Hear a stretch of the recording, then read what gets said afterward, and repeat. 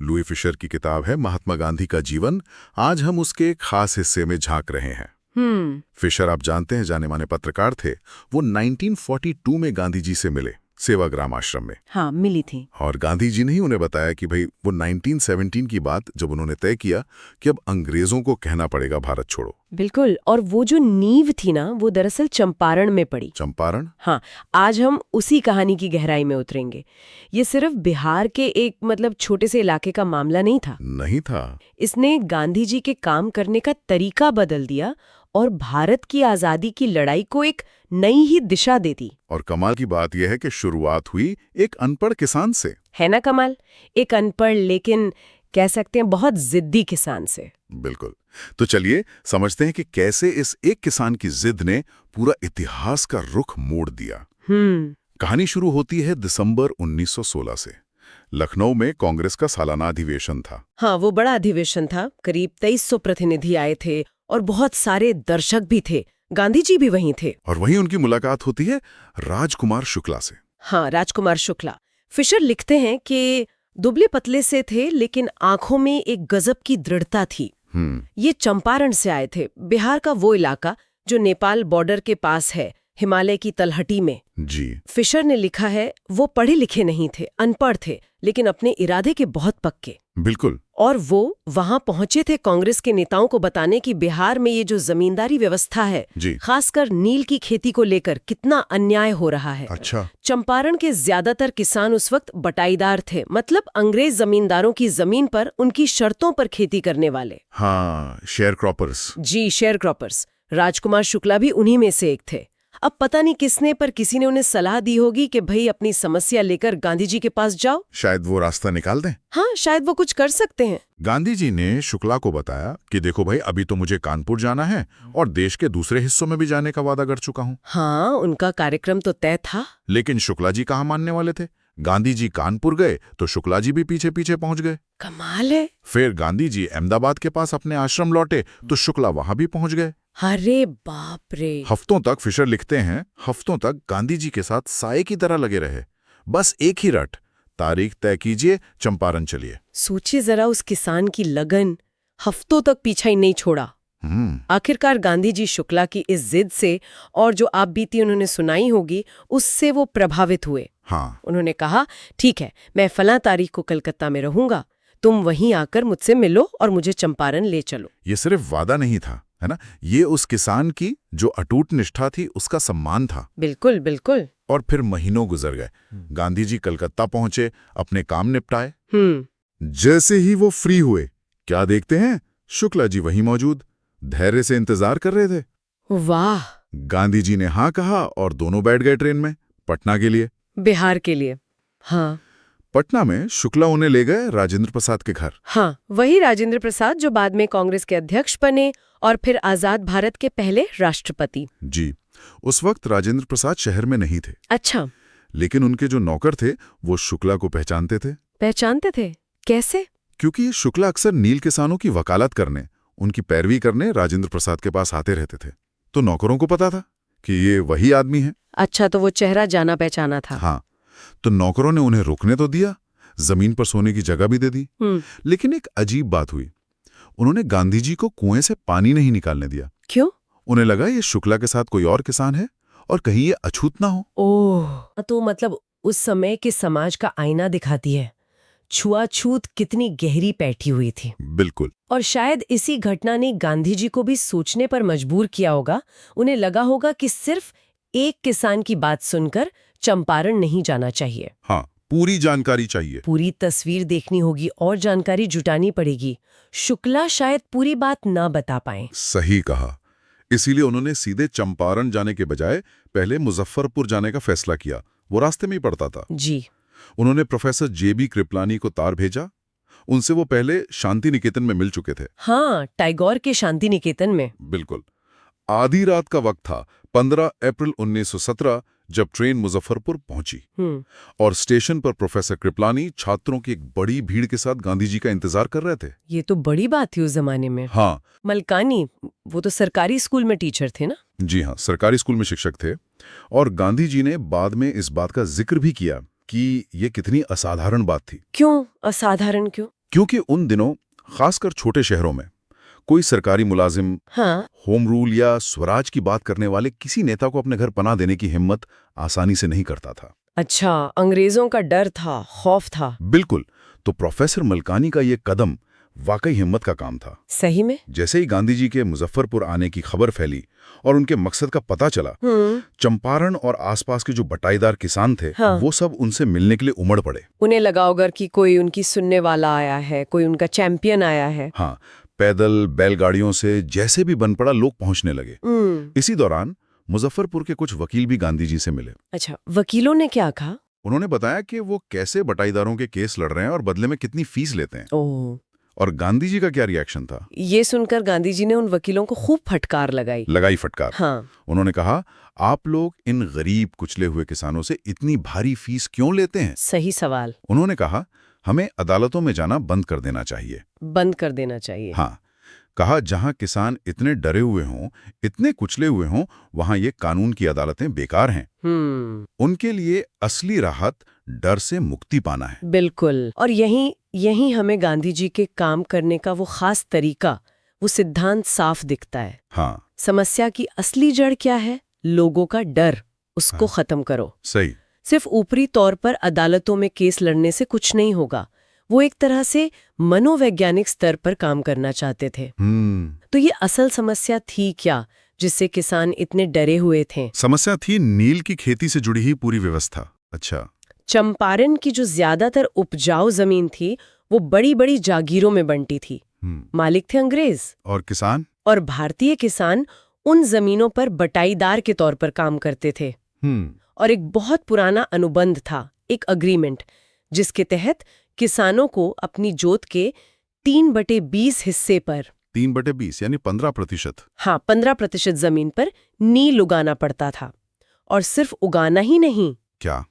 पूरी की पूरी नील की फसल लगान के तौर पर जमींदार को देनी पड़ती थी। अरे, मतलब मेहनत किसान करे और फसल जमींदार ले जाए? बिल्कुल, यही तो अन्याय था। लेकिन फिर कहानी में एक मोड़ आया। क्या? जमींदारों को पता चला कि जर्मनी में सिंथेटिक नील बन गया है, मतलब बनावटी नील। अच्छा, आर्टिफिशियल इंडिगो। हाँ, अब उन्हें लगा कि भाई असली नील का धंधा तो गया, ये तो अब बिकेगा नहीं। तो उन्होंने एक नई चाल चली होगी। बिल्कुल।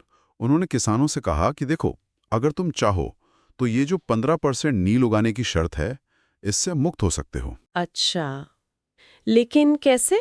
लेकिन इसके बदले तुम्हें मुआवजा देना होगा।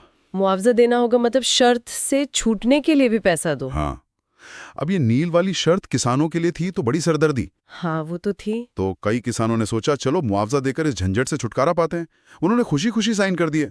लेकिन कुछ किसानों ने विरोध भी किया, उन्होंने वकील कर लिए। अच्छा। तो जवाब में जमींदारों ने क्या किया, उन्होंने अपने लठैत, अपने गुंडे भेज दिए, डराने धमकाने के लिए। हाँ, अब इसी खींचतान के बीच वो सिंथेटिक नील वाली बात धीरे धीरे उन अनपढ़ किसानों तक भी पहुंच गई जिन्होंने पहले मुआवजा दे दिया था। ओह, तो उन्हें समझ आया कि उनके साथ धोखा हुआ है। बिल्कुल, उन्हें लगा कि जमींदारों ने तो हमें ठग लिया, अब वो अपना पैसा वापस मांगने लगे। तो माहौल तो बहुत तनाव वाला हो गया होगा। हाँ, बेहद तनावपूर्ण। और ठीक इसी वक्त, इसी माहौल में गांधी जी चंपारण पहुंचे। सही समय पर। उन्होंने आते ही फैक्ट्स पता करना शुरू किया, तथ्यों की पड़ताल। सबसे पहले वो गए ब्रिटिश जमींदार संघ के सचिव के पास। अच्छा, उसने क्या कहा? उसने सीधे कह दिया, आप बाहरी आदमी हैं, हम आपको कोई जानकारी नहीं दे सकते। हाँ? बाहरी आदमी? गांधी जी को? हाँ, गांधी जी ने शांति से लेकिन बहुत दृढ़ता से कहा, मैं बाहरी नहीं हूं। बिल्कुल नहीं है। फिर वो मिले तिरहुत डिवीजन के ब्रिटिश सरकारी कमिश्नर से। चंपारण जिला उसी डिवीजन में आता था। कमिश्नर ने क्या किया? कमिश्नर ने तो सीधे सीधे धमकाया, कहा फौरन तिरहुत छोड़कर चले जाओ। धमकी दी? हाँ, लेकिन गांधी जी डरने वाले थोड़े थे। नहीं, वो तिरहुत छोड़ने के बजाय चंपारण की राजधानी मोतिहारी चले गए। मोतिहारी? हाँ, कई वकील भी उनके साथ थे। मोतिहारी स्टेशन पर हजारों लोगों की भीड़ ने उनका स्वागत किया। वाह! उन्होंने एक घर को अपना हेडक्वार्टर जैसा बना लिया और वहीं से अपनी जांच का काम जारी रखा। तभी खबर आई कि पास के एक गांव में किसी किसान के साथ बहुत बुरा बर्ताव हुआ है। गांधी जी ने तय किया कि वो अगले दिन सुबह हाथी पर बैठकर खुद वहां जाकर देखेंगे। हाथी पर बैठकर? हाँ, लेकिन अभी वो रास्ते में ही थे कि पुलिस सुपरिंटेंडेंट का एक संदेशवाहक आया। अच्छा। उसने उन्हें रोका और कहा कि आपको वापस शहर लौटना होगा हुक्म है। गांधी जी लौट आए? हाँ, गांधी जी शांति से उसके साथ लौट आए। उस संदेशवाहक ने गांधी जी को उनके अस्थायी निवास पर छोड़ा और फिर उन्हें एक सरकारी नोटिस थमाया। नोटिस? क्या लिखा था उसमें? उसमें लिखा था, चंपारण तुरंत छोड़ दें। ओहो। गांधी जी ने क्या किया, उन्होंने उस नोटिस की रसीद ली, उस पर दस्तखत किए और फिर उसी रसीद पर पीछे लिख दिया, मैं इस आदेश का उल्लंघन करूंगा। कमाल है। ये था सविनय अवज्ञा का बिगुल। बिल्कुल। कानून का सम्मान है, लेकिन अगर कानून अन्यायपूर्ण है तो उसे शांति से, दृढ़ता से नकारना है, मानना नहीं है। नतीजा ये हुआ कि गांधी जी को अगले दिन अदालत में हाजिर होने का सरकारी हुक्म, मतलब समन मिल गया। वो पूरी रात गांधी जी सोए नहीं सोए होंगे। उन्होंने राजेंद्र प्रसाद को तार भेजा कि फौरन कुछ प्रभावशाली वकीलों और दोस्तों के साथ बिहार पहुंचे, आश्रम में जरूरी निर्देश भेजे और वाइसरॉय को भी पूरी घटना की रिपोर्ट भेजी। पूरी तैयारी कर ली। हाँ, सुबह हुई तो नजारा देखने लायक था। क्या हुआ सुबह? मोतियारी शहर किसानों से खचाखच भर लिया था। हजारों किसान। हाँ, वो गांधी जी के दक्षिण अफ्रीका वाले कारनामों के बारे में नहीं जानते थे, ज्यादा नहीं जानते थे। उन्हें तो बस इतना पता था कि कोई महात्मा आया है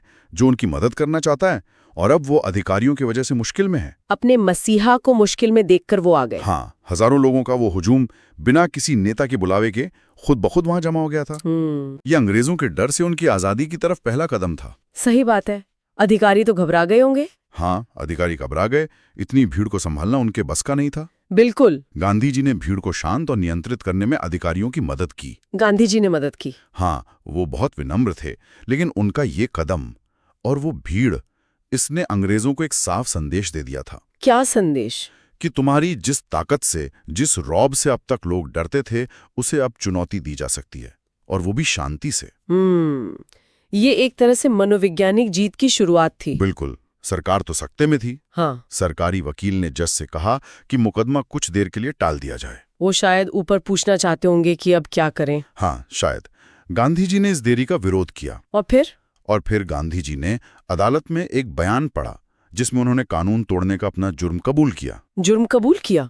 हाँ। उन्होंने कहा कि वो कर्तव्यों के संघर्ष में फंसे हैं, कॉन्फ्लिक्ट ऑफ ड्यूटीज। राइट। एक तरफ कानून न तोड़ने का कर्तव्य है, दूसरी तरफ जिस मानवीय और राष्ट्रीय सेवा के लिए वो आए हैं उसे करने का कर्तव्य है। उन्होंने कहा कि उन्होंने जाने का आदेश इसलिए नहीं माना कि वो कानून का सम्मान नहीं करते, बल्कि इसलिए माना क्योंकि उन्हें अपने अंतरात्मा की आवाज, जो कि सबसे बड़ा कानून है, उसका पालन करना था। वाह, क्या बात है। ये तो सत्याग्रह का साक्षात प्रदर्शन था। बिल्कुल। सत्य के लिए आग्रह करना, अपनी अंतरात्मा की आवाज पर टिके रहना, चाहे फिर स्थापित कानून ही क्यों न तोड़ना पड़े। और इतना ही नहीं, उन्होंने अपने लिए सजा की मांग भी की। सजा की मांग की? हाँ। मजिस्ट्रेट तो चकरा गया होगा पूरी तरह से। हाँ, वो भी चकरा गया। उसने कहा कि वो 2 घंटे बाद फैसला सुनाएगा और गांधी जी से कहा कि इस 2 घंटे के लिए जमानत दे दें। गांधी जी ने दी जमानत? गांधी जी ने जमानत देने से भी इनकार कर दिया और तब तक गांधी जी आजाद हैं। मतलब सरकार समझ नहीं पा रही थी कि करे तो क्या करे। बिल्कुल। इसी बीच राजेंद्र प्रसाद, बृजकिशोर बाबू, मौलाना मजहरुल हक जैसे बिहार के कई बड़े वकील और नेता वहां पहुंच चुके थे। हाँ, गांधी जी ने तार जो भेजा था। हाँ, उन्होंने गांधी जी से मंत्रणा की। गांधी जी ने उनसे सीधा सवाल पूछा, अगर मुझे जेल हो गई तो आप लोग क्या करेंगे? बड़ा सीधा सवाल। क्या जवाब दिया वकीलों ने? वकीलों में जो सबसे सीनियर थे उन्होंने जवाब दिया, हम तो आपको सलाह देने और मदद करने आए थे।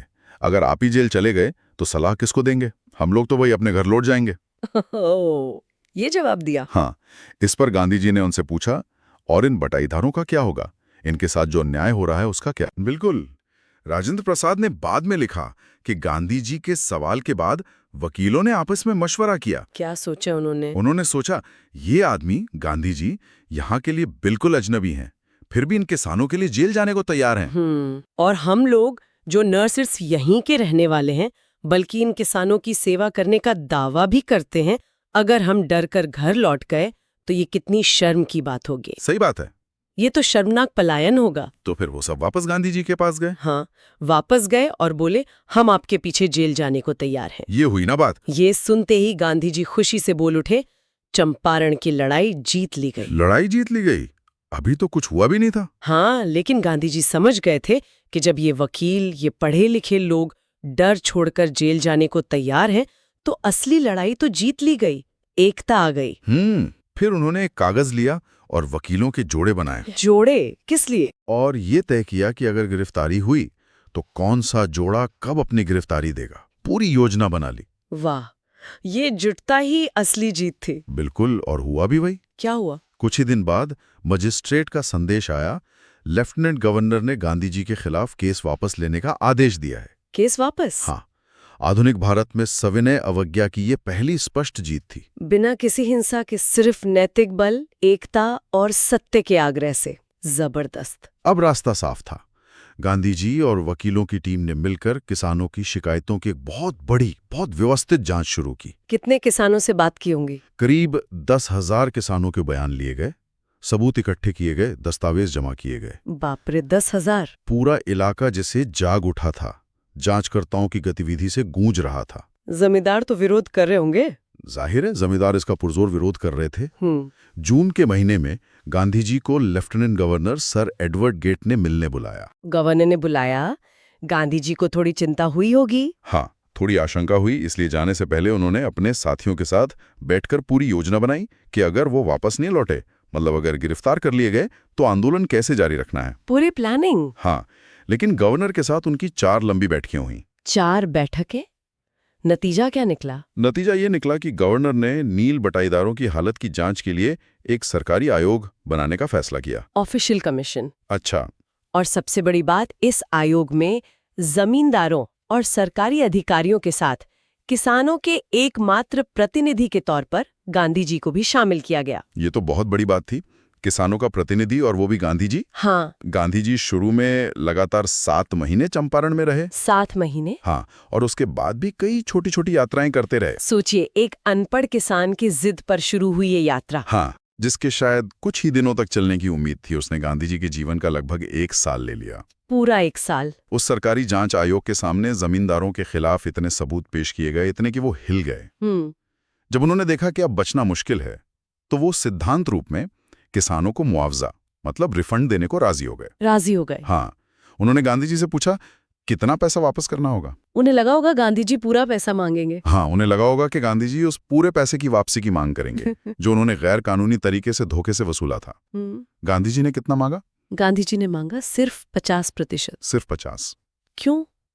लेकिन जब जमींदारों के प्रतिनिधि ने सोचा कि गांधी जी शायद 50 पर नहीं मानेंगे, तो उसने कहा अच्छा चलो 25% ले लो। 25%? हाँ, उसने 25% की पेशकश की, ये सोचकर के गांधी जी अब मोल भाव करेंगे। और गांधी जी? और सबको हैरान करते हुए गांधी जी तुरंत मान गए, 25% पर ही मान गए। 25 पर मान गए? ये थोड़ा चौंकाने वाला नहीं है? वो तो ज्यादा पर अड़ सकते थे। हाँ, ये वाकई चौंकाता है।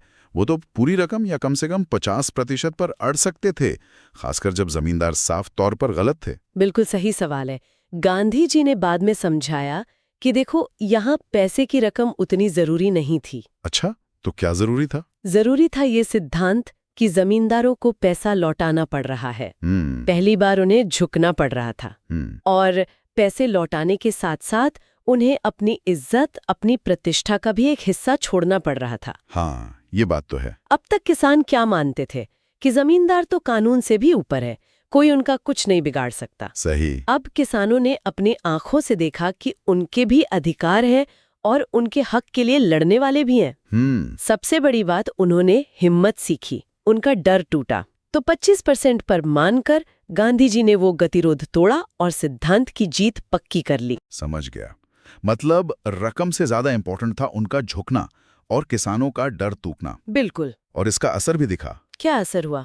कुछ ही सालों में अंग्रेज बागान मालिक अपनी जमीनें छोड़कर चले गए। हाँ, वो जमीनें किसानों को वापस मिल गई। और नील की बटाईदारी की वो जो अन्यायपूर्ण प्रथा थी, वो हमेशा के लिए खत्म हो गई। वाह, ये तो बहुत बड़ी जीत थी। लेकिन गांधी जी का काम यहीं खत्म नहीं हुआ। अच्छा, और क्या किया उन्होंने? वो सिर्फ राजनीतिक या आर्थिक जीत से संतुष्ट होने वाले नहीं थे। उन्होंने देखा कि चंपारण के गांवों में सामाजिक और सांस्कृतिक पिछड़ापन बहुत ज्यादा है। जैसे गंदगी, अशिक्षा, बीमारी। वो फौरन इसके लिए कुछ करना चाहते थे। सिर्फ नील की समस्या हल करना काफी नहीं था। तो उन्होंने क्या किया? उन्होंने देश भर से अपील की, टीचर्स चाहिए, वॉलंटियर्स चाहिए। महादेव देसाली और नरहरि पारेख, 2 नौजवान जो तभी गांधी जी के शिष्य बने थे, अपनी पत्नियों के साथ तुरंत आ गए। अच्छा, बॉम्बे से, पूना से और दूर दूर से लोग मदद के लिए पहुंचे। गांधी जी के छोटे बेटे देवदास आश्रम से आए और कस्तूरबा गांधी भी आ गईं। कस्तूरबा जी भी। हाँ, 6 गांवों में प्राइमरी स्कूल खोले गए। कस्तूरबा खुद महिलाओं को पर्सनल हाइजीन, साफ सफाई और मोहल्ले की सफाई के नियम सिखाती थी, जो उन्होंने आश्रम में सीखे थे। मतलब सिर्फ राजनीतिक नहीं, सामाजिक बदलाव भी। बिल्कुल। स्वास्थ्य की हालत तो बहुत ही खराब थी। गांधी जी ने एक डॉक्टर को मनाया कि वो 6 महीने के लिए मुफ्त में अपनी सेवाएं दें। और दवाइयाँ? दवा के नाम पर बस 3 चीजें थीं। अरंडी का तेल यानी कैस्टर ऑयल, हाँ, कुनैन मलेरिया के लिए, और सल्फर का मरहम स्किन की बीमारियों के लिए। बस 3 दवाएं। हाँ, साधन बहुत कम थे, पर उन्होंने शुरुआत तो की। गांधी जी ने ये भी देखा कि गांव की महिलाओं के कपड़े बहुत मैले कुचैले रहते हैं। हाँ। उन्होंने कस्तूरबा से कहा कि जरा पता करें बात क्या है। कस्तूरबा ने पूछा? हाँ, जब कस्तूरबा ने एक महिला से पूछा तो वो उन्हें अपनी झोपड़ी में ले गईं। अच्छा। और बोली, देखें यहाँ कपड़े रखने के लिए कोई संदूक या अलमारी नहीं है। ओह, ये जो साड़ी मैंने पहन रखी है, बस यही एक साड़ी है मेरे पास। बाप रे, ये उस दौर के गरीबी की मतलब एक दर्दनाक तस्वीर है। बिल्कुल। इतने महीनों तक चंपारण में रहते हुए भी क्या गांधी जी आश्रम से जुड़े हुए थे? हाँ, बिल्कुल जुड़े हुए थे। साबरमती आश्रम पर पूरी नजर रखते थे। डाक से लगातार निर्देश भेजते रहते थे। अच्छा। आश्रम का हिसाब किताब मांगते थे। एक बार तो उन्होंने आश्रम वासियों को लिखा कि भाई पुरानी पाखाने की खाइयों को भरने और नई खोदने का वक्त आ गया है, वरना पुरानी वाली से बदबू आने लगेगी। कमाल है।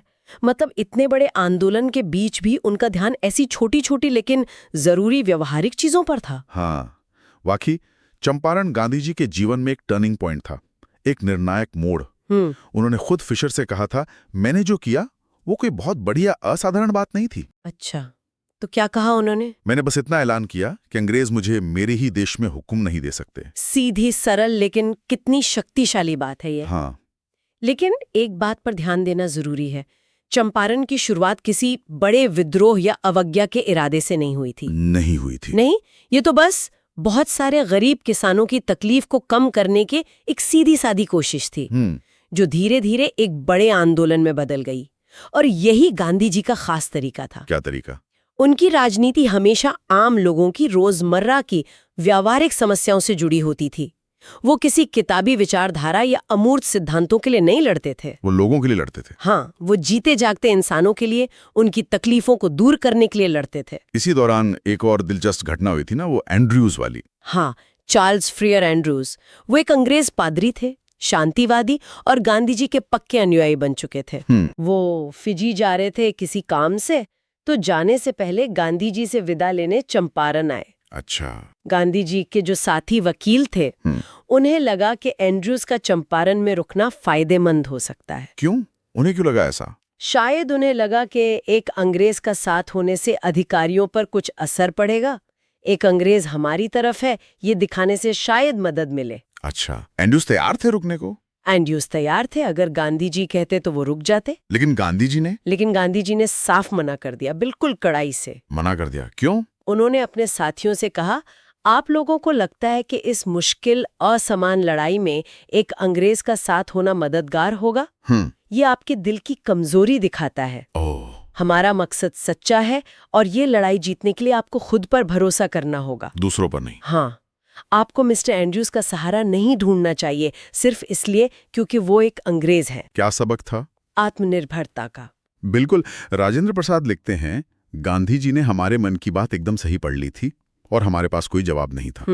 इस तरह गांधी जी ने हमें आत्मनिर्भरता, सेल्फ रिलायंस का पाठ पढ़ाया। और यही आकर सारी कड़ियां जुड़ जाती हैं ना। बिल्कुल। आत्मनिर्भरता, भारत की आजादी और बटाईदारों की मदद, चंपारण ने इन सबको एक साथ ला खड़ा किया। तो लुई फिशर की नजरों से हमने देखा कि चंपारण कैसे गांधी जी और भारत की आजादी की लड़ाई के लिए एक तरह की प्रयोगशाला बन गया। हाँ, एक एक्सपेरिमेंट। ये सिर्फ नील या पैसे का झड़ा नहीं था, ये बहुत कुछ सिखा गया। बिल्कुल। ये डर पर हिम्मत की जीत का प्रतीक बना। इसने बाहरी मदद की जगह खुद पर भरोसे यानी आत्मनिर्भरता का महत्व सिखाया। Self reliance. हाँ, और इसने ये समझाया कि असली आजादी सिर्फ राजनीतिक नहीं होती। तो फिर क्या होती है? वो सामाजिक और आर्थिक भी होती है, जहां आम इंसान बिना डरे सम्मान के साथ जी सके। सही। गांधी जी ने दिखाया कि बड़े बदलावों की शुरुआत अक्सर जमीन से होती है, आम लोगों की छोटी छोटी लगने वाली समस्याओं को हल करने से होती है। और ये वाकई सोचने पर मजबूर करता है कि गांधी जी का ये तरीका, लोगों की असल तकलीफों से जुड़ना, उन्हें डर से आज़ाद करना और आत्मनिर्भर बनाना, क्या ये आज भी उतना ही प्रासंगिक नहीं है? बिल्कुल है। शायद आज इसकी जरूरत और भी ज्यादा है। इस पर हम सबको सोचना चाहिए।